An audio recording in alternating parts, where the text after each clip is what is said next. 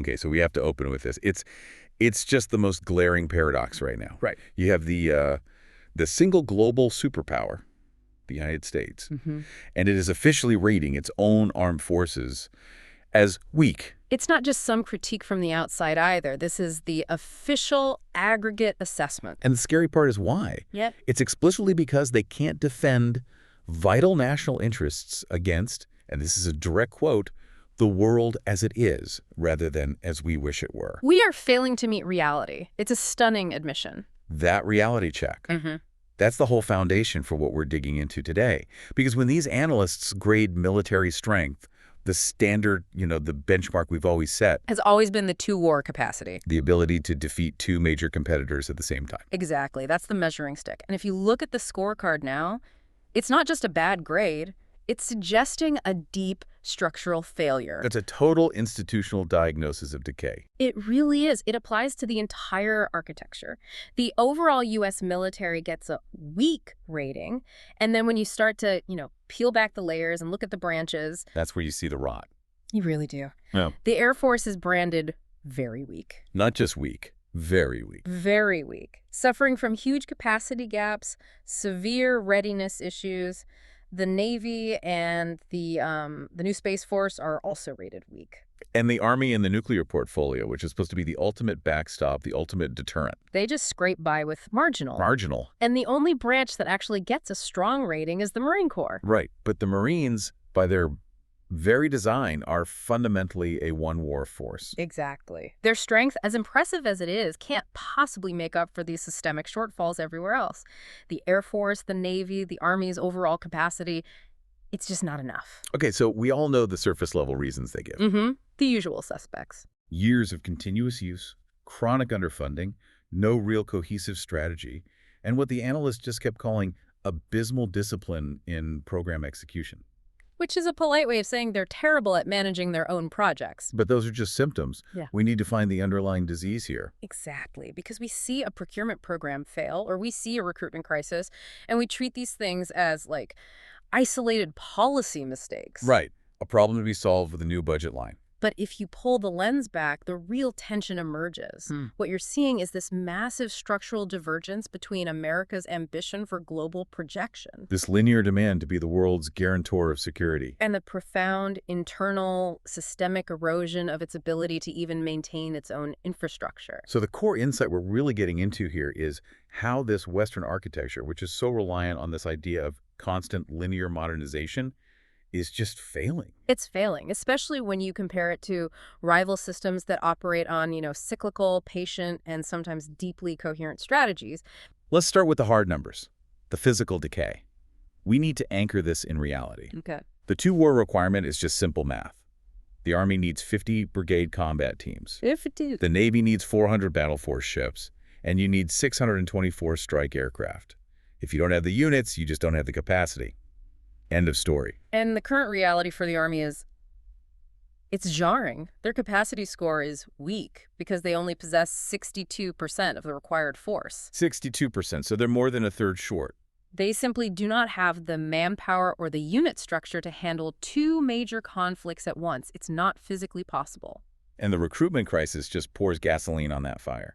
This isn't just about keeping people in. It's a profound demographic problem. It is. The Army literally requested to lower its own end strength by 33,000 people in 1 year. And that wasn't a strategic choice? No, it wasn't because of some new drone technology. It was a forced surrender. They just gave up because their recruitment forecasts were deteriorating so fast. What's really insidious about that, though, is that this cut to manpower is happening even though funding levels, if you adjust for inflation, have basically been flat since fiscal year 2020. So the money is there, in theory. The money is there, but they're running on flat budgets in an era where the cost of everything, manpower, materials, fuel, is surging. So they're actually losing purchasing power every year. Massively. Which means the Army is forced to just hemorrhage personnel to keep its old, aged equipment running.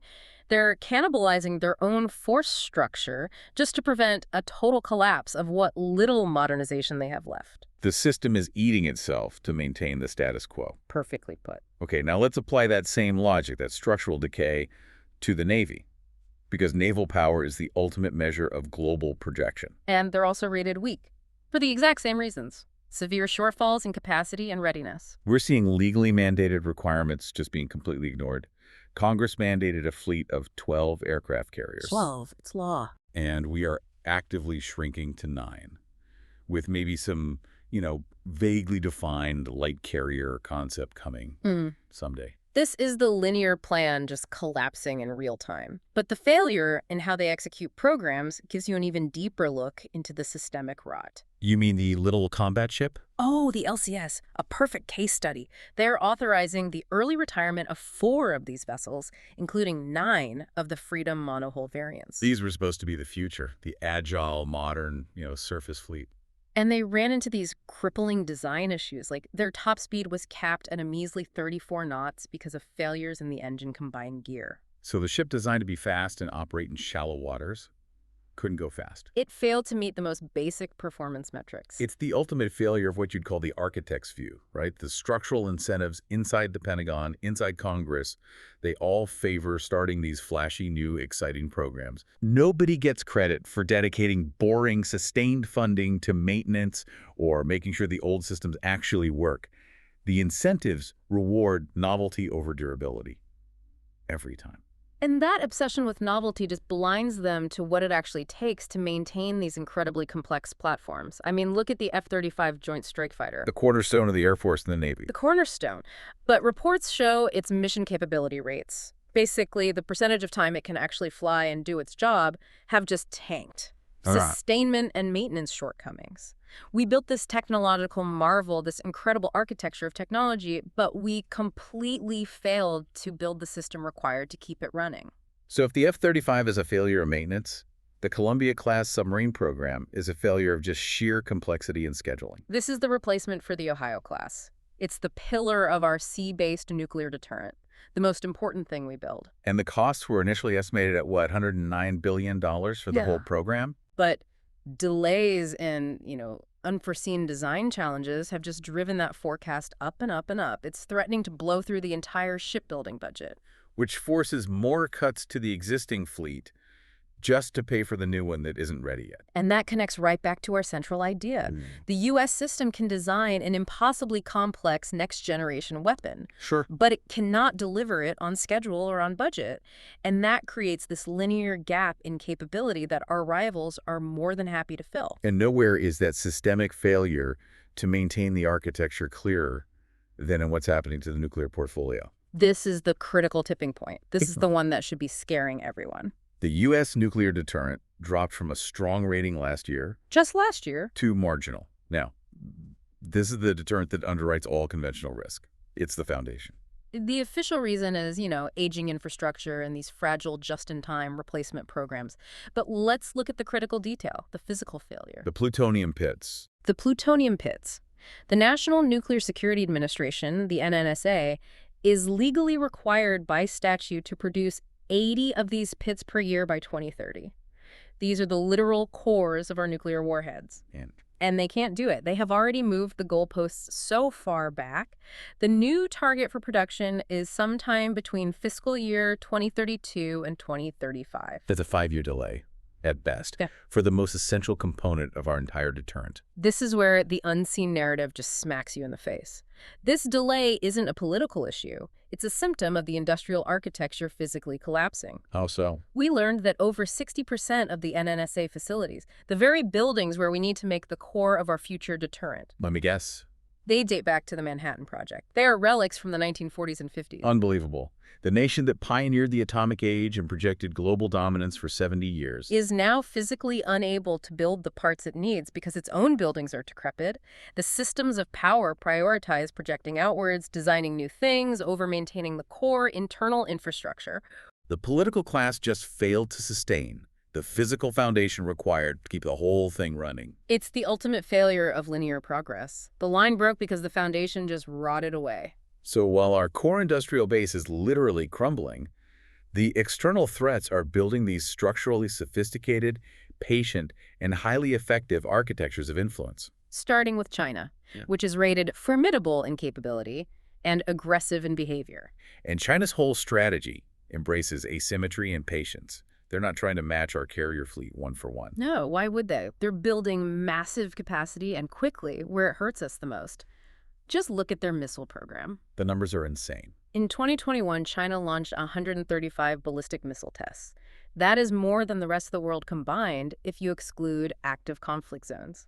They're just producing overwhelming quantity as a way to deter us from ever getting involved. And their nuclear shift reflects that same patience. They're moving away from that old minimal deterrent idea. The idea that you just need enough to hit back if you're attacked. Right.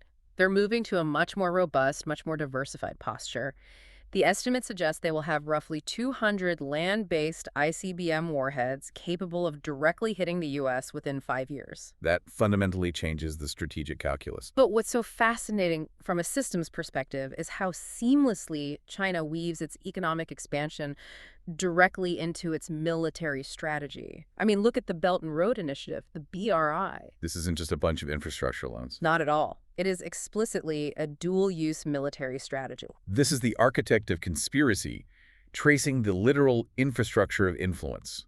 Chinese state-owned companies now have ownership or operating stakes in 95 ports around the globe. 95. Just think about that number. Almost 100 strategic nodes from the Mediterranean to the Pacific. And the Department of Defense is openly admitting this. They say BRI projects create potential military advantages for China. It gives the People's Liberation Army access to foreign ports for logistics and support. This is how they sustain their naval deployments in distant waters.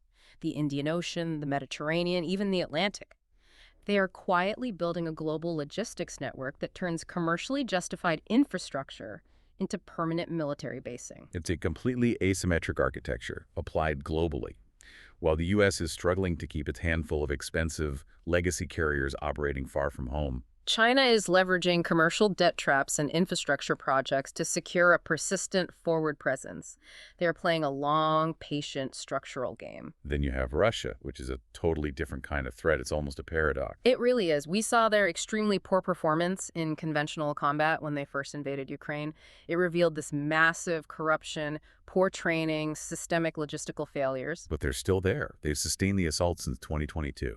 How? Their success is rooted in the one thing they do have, the sheer size of its inventory. Right. They leverage these vast quantities of material. I mean, they're pulling 1950s vintage T-54 tanks out of deep storage. And while Western analysts kind of scoff at the quality of that stuff, Russia has demonstrated that in a war of attrition, quantity can have a quality all its own. It allows them to stay in the fight indefinitely, exhausting the much more sophisticated but linear and fragile supply chains of their opponents. the interpreter of secrets, though, would see Russia focusing on the unseen parts of warfare. Absolutely. The gray zone conflicts, the stuff that destabilizes the other side's narrative.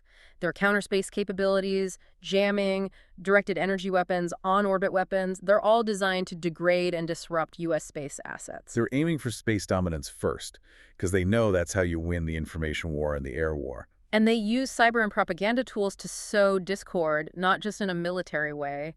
The cyber attack on Estonia, after they removed a Soviet-era monument, is a perfect example. So they weaponize history.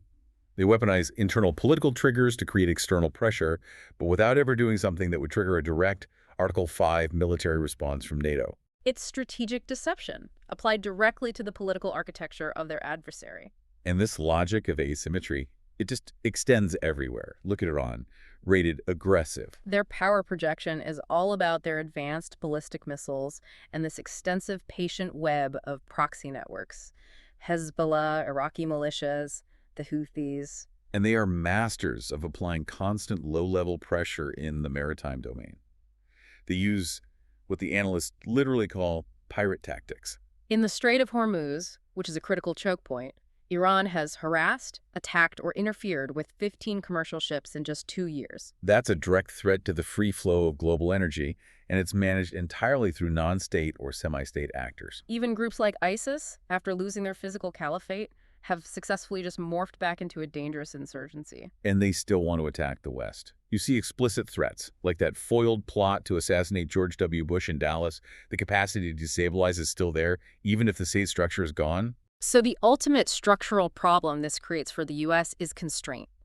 We are bound by these transparent legal treaty commitments to Japan, to the Philippines. Which forces us to respond conventionally to every single provocation in the South China Sea. Meanwhile, Russia, China, and Iran are all using proxies, economic infrastructure, and gray zone tactics to apply this constant low-level pressure. Without ever triggering the big high-end conflict the U.S. is built to fight. It's an architecture of avoidance. They avoid our diminishing hard power by just operating perpetually below the threshold of major conflict, slowly forcing the U.S. to bleed resources and political capital, chipping away at the foundation of the world order we built. We have to follow that architecture of avoidance to its most profound conclusion. Because the ultimate foundation of U.S. global power isn't just its ships or its nukes. No. It's its financial leverage. And that financial architecture is showing some serious cracks. This is so critical. The historical advantage of the U.S. dollar being the global reserve currency, holding more than half of all global foreign exchange reserves, mostly in U.S. Treasury bonds, that's what allows the U.S. to run these massive linear deficits while projecting power globally. But the architecture of sanctions, as effective as it is in the short term, has become this profound, unintended double-edged sword. Mm-hmm. By freezing the assets of rivals like Russia and constantly threatening countries like China, we are actively pushing them to find alternatives. We're forcing the global system to inoculate itself against our own financial control. And it's accelerating this pivot toward a genuinely multipolar reserve currency framework. You see it in specific moves, like the BRICS nations, Brazil, Russia, India, China, South Africa. They're actively talking about creating an alternative currency for trade. Or at least a different payment mechanism. Anything to get around using the U.S. dollar for their own transactions. And crucially, they're seeking alternatives to the financial infrastructure we built. The SWIFT international payment system is a key tool of U.S. leverage. So our rivals are building their own parallel systems to avoid getting cut off. We are literally witnessing the slow structural disaggregation of the global financial plumbing that we spent 70 years installing. And the biggest thing pushing this shift isn't even external pressure from rivals. No, it's our own domestic behavior. The relentlessly rising U.S. fiscal deficit is just destroying the dollar's long-term credibility. Currency supremacy is built on trust. It's all trust. And when the core financial architecture demonstrates this sustained chronic instability, this linear growth in debt that never ever reverses, the rest of the world starts looking for an exit. The foundation of American global dominance is directly tied to its own political discipline. And that takes us straight into the political fracture, the ultimate source of the internal decay. The analysis from people like David Leonhardt is it's stark. He argues that decades of neoliberal policies led to unprecedented levels of inequality and wage stagnation. Which then fueled this angry national mood. And this angry mood, this crisis of who we are, translates directly into a semi-dysfunctional government. A government that is actively eroding the fundamental advantages the U.S. is supposed to have over patient, cohesive competitors like China. We're literally doing the enemy's work for them by fighting ourselves into political paralysis. To give you some context on just how polarized it is, some analysts are comparing the current division, the inability to even agree on basic facts, to the pre-Civil War era, specifically the early 1850s. Wow. We are talking about an internal ideological discord not seen since the nation was actively fracturing along sectional lines. And you can see that fracture being codified into law. It's happening through these cultural fault lines, like the endless conflict over Religious Freedom Restoration Acts or RFRAs. These are these internal fights where state laws about religious conscience just clash violently with anti-discrimination laws meant to protect minorities. It's a mechanism for perpetual institutional friction. You see a state like Georgia vetoing an anti-LGBT bill because of massive pressure from corporations. But then, conversely, you see Texas pass the Save Chick-fil-A law, which is specifically designed to protect religious institutions from local governments, penalizing them over their hiring policies. The system is structurally incapable of resolving its own identity. It forces this perpetual binary choice between anti-discrimination on one side and religious conscience on the other. And governance becomes impossible because the very definition of the public square, who has the right to exist there, who has the right to transact there, is constantly being litigated. So you have a domestic system that can't balance its own checkbook, can't agree on its own cultural identity, and operates on this insanely short, linear political cycle. And this failure to define itself. The inability of the political architects to even agree on the blueprints. That pushes us directly into the most fundamental architecture of all. The architecture of belief itself. Because if the political fracture is the symptom, then maybe the struggle over foundational dogma is the cause. We have to look at how these core Western belief systems were actually constructed. Okay, let's start with the facts first. Yeah, The historical consensus on Jesus. right. It's widely accepted by pretty much every competent scholar, whether they're Christian or not, that he existed. We have clear and certain evidence for things like his crucifixion. And that's attested by non-Christian sources, like the historian Josephus and the Roman official Tacitus. So we know he was real. But here's the deep paradox of historical evidence versus the architecture of belief. Hmm. You would expect the boring, mundane details, like that he was a carpenter or that he used the word Abba, to be the most verifiable. But they're not. Instead, the tradition of Jesus performing miracles is actually more firmly supported by historical criteria, specifically the standard of multiple attestation, than those mundane biographical details. It's this intellectual double-bind. It shows you how belief systems get built. If a historian just decides to reject the miracle tradition entirely, just call it a pure invention. They'd logically have to reject almost every other piece of the gospel tradition, too. Exactly. It would force historians to confess total ignorance about the historical Jesus. The evidentiary bar for rejecting the supernatural ends up being, in some cases, higher than for accepting the ordinary. And this leads you to the core mechanism of institutional control over belief. Concepts like the divinity of Jesus, the central dogma of the Christian faith. These weren't universally accepted from day one. Not even close. They were debated, they were defined, and they were approved by human institutions, the ecumenical councils. So the ultimate truth of the doctrine is rooted in a human process. It was codified by human architects, not just a purely supernatural event. And this inherent tension between the divine claim and the human institutional construction created this fertile ground for, mythic origins and manipulation right from the very beginning. So when early critics like Celsus looked at the story of the virgin birth and said, hey, this is just like the miraculous conception stories of Greek heroes, a common archetype. The early apologists, like Tertullian, had this fascinating counterargument. What was it? They attributed all those pagan parallels, all the similar rituals like sacraments, to demonic counterfeits. So demons did it. Basically, it's a mechanism of narrative control. You explain away the inconvenient similarities by saying they were spiritual sabotage or mimicry by demons who foresaw the coming of Christ and were trying to confuse everyone ahead of time. That way the system maintains its uniqueness, even though it shares these common ancient archetypal patterns with other belief systems. And if you look at the architecture of our modern Western traditions, the pagan roots are just undeniable. We talk about this struggle over cultural identity today, but our most sacred traditions are almost all syntheses. Christmas is the most obvious example. Absolutely. The decorations, the greenery, the gift giving, none of that comes from any theological canon. No, it's an alloy of Christian and pagan rituals, direct transformations of ancient rites that have been layered over centuries. Or May Day, Beltane, on May 1st, marking the start of summer with bonfires and maypoles. Those traditions were just absorbed and repackaged. So if our core Western traditions are really just layered pagan rites, these ancient secular institutions that we've just rebranded, Then maybe this constant, exhausting cultural litigation we're seeing now, like the RFRA debates. maybe it represents a fundamental struggle against those very same ancient secular human institutions that ultimately define the original faith structure in the first place. We are constantly trying to decide what parts of that foundational architecture we want to keep and what parts we want to throw away. And the mechanism for belief itself might have nothing to do with external evidence or historical proof. It might be purely internal, cognitive wiring. Right.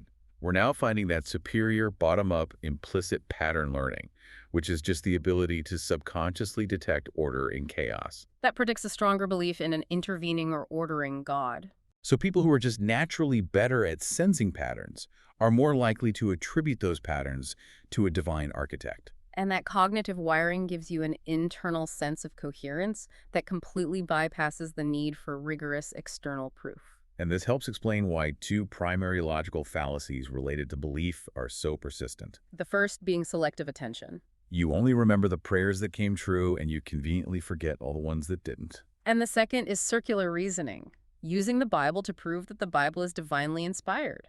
So what this suggests is that while we're all struggling to find political or financial or military coherence in this linear way. Human beings are intrinsically wired to find some coherent pattern.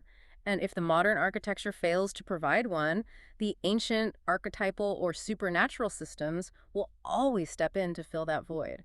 And this focus on cognitive architecture and pattern recognition is what makes these non-Western systems so fascinating. How so? While the U.S. system is fracturing over legislative details and budget deadlines, other cultures rely on these deeply integrated nonlinear cohesion mechanisms that provide a kind of enduring stability. Okay, give me an example. Let's take the concept of Hinduism's rites being tied directly to what's described as scientific reasoning, and this is the critical part, geolocation. So this is the architect of systems, recognizing a structure that ties faith directly to physics. Exactly. The belief structure asserts that India's unique geographical location receives these exclusive divine radiations and a gravitational vim from Jupiter and the Sun. And Vim in this context is what, like a vital energy, a life force. It's a cosmic consistency that is geographically specific. So the spiritual architecture is literally built on a physical map. It ties the health of the individual and the culture to cosmic alignments. And specific ritual practices are derived from this geoscience. It's incredibly systematic. Like what? Okay, consider the Tulsi plant. It's an integral part of Hindu households. It's believed to be a spiritual barometer that will physically wither if it's exposed to negativity or some severe imbalance in its environment. Interesting. Or the people tree. It's considered a perpetual source of oxygen, and sitting under it is believed to invigorate the mind.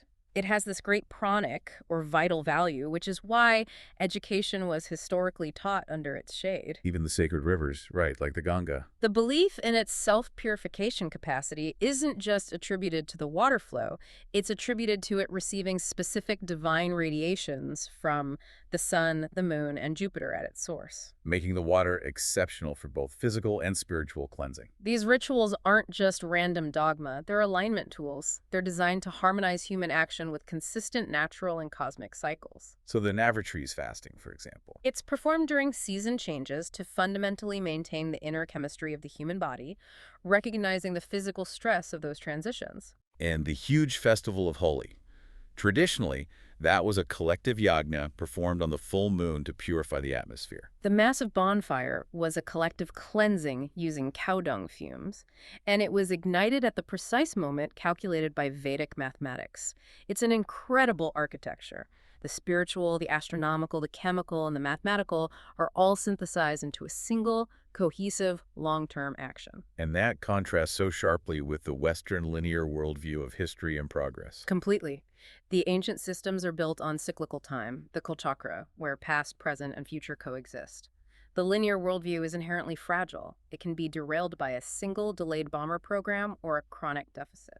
While the cyclical worldview promises continuous renewal and structural stability, just by aligning human action with forces far older and more consistent than any one political administration. Let's bring this idea of coherent asymmetry back to the geopolitical map. The Middle East is still highly unstable. Why? A lot of it is the stress on those arbitrary World War I-era borders. Exactly. The U.S.-led system imposed this linear, fixed map on a region that's governed by much deeper, older, more fluid tribal and sectarian structures. And Iran, leveraging its own long-term, structurally patient strategy, continues to fund its proxy networks. We know they increased their aid to Hezbollah to somewhere between $700 and $800 million a year after the nuclear deal. That's a sustained, massive investment.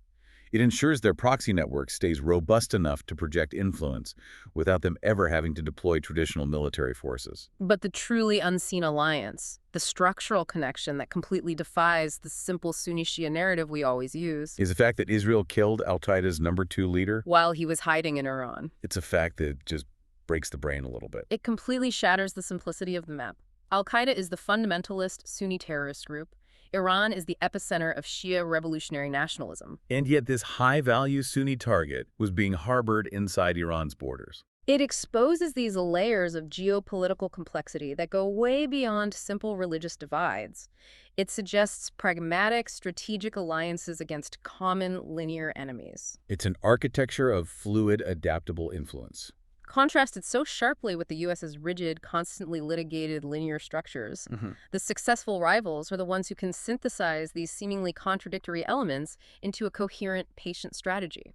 So what we've really distilled today is this definitive portrait of decline that's operating on all these intertwined levels. The decline of America's hard power, the delayed bomber tests, the shrinking carrier fleet, the fact that we can't produce nuclear pits and facilities from the Manhattan Project.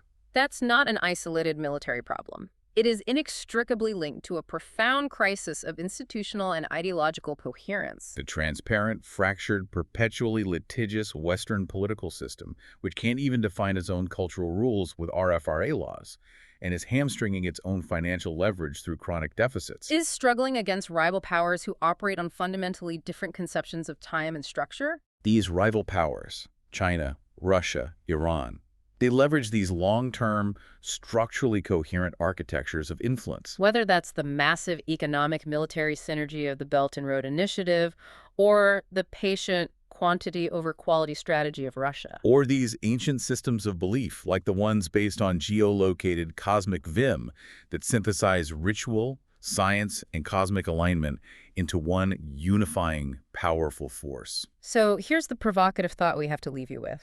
Do you believe a defense policy based on linear modernization plans that are constantly being delayed or outright canceled because we're bound by human institutions that can't even agree on the next fiscal year's priorities, is fundamentally weaker than adopting systems of belief? Systems that, through implicit cognitive pattern learning or alignment with ancient cycles, promise structural stability by aligning humans with forces far older and more consistent than any fleeting political administration. The architecture of power might ultimately be defined not by the technology we project, But by the coherence we maintain internally. This episode is powered by Neon Core Media for stories they said were too real to tell.